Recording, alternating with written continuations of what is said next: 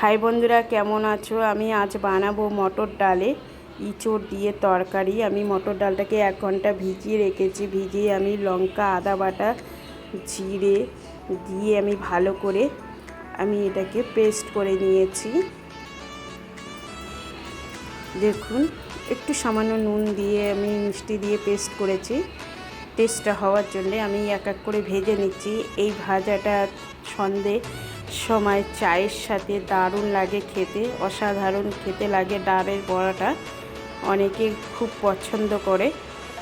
এই ডালের বড়াটা সবারই মুখরোচক খাবার, খুব সুন্দর লাগে। এটা আমরা প্রায় বাড়িতে বানিয়ে থাকি, যেহেতু এটা সম্পূর্ণ নিরামিষ। আমার হয়ে এসছে ভাজাটা, আমি তুলে নিচ্ছি। দেখুন কত সুন্দর হয়েছে বড়াগুলো। আমি উল্টে পিল্টে আমি তুলে নেব। এবার আমি ওই কড়া থেকে দিয়ে দেবো ইঁচড়টাকে ভালো করে ভেজে নেব। আমি ইঁচড়টাকে কিন্তু আমি কোনো সেদ্ধ করে নিই। এবার ইঁচড়টাকে আমি ভালো করে কষিয়ে ভেজে নেব।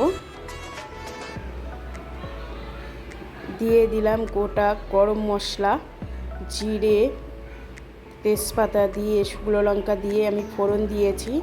এবার আলুটাকে আমি ছেড়ে দিচ্ছি, দিয়ে ভালো করে আমি কষিয়ে নেব আলুটা তেলের সাথে। এইভাবে আমি কষা হয়ে আসলে নুন হলুদ দিয়ে আমি ভালো করে কষিয়ে নেব।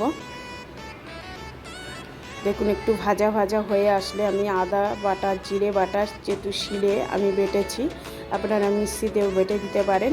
তবে গুঁড়োর স্বাদটা একটু আলাদা, কিন্তু বাটা মশলার স্বাদটা খুবই সুন্দর, খেতেও টেস্টি হয়।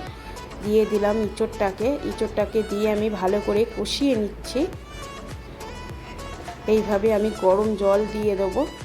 আপনারা পারলে গরম জল দিলে তরকারির টেস্টটাও খুব সুন্দর হয়, স্বাদটাও ভালো। কিন্তু ঠান্ডা জল দিলে পাঞ্চ মেরে যায়, তার জন্য আমরা গরম জলে আমি অনেক সময় রান্নাতে গরম জল ব্যবহার করি। দিয়ে দিলাম।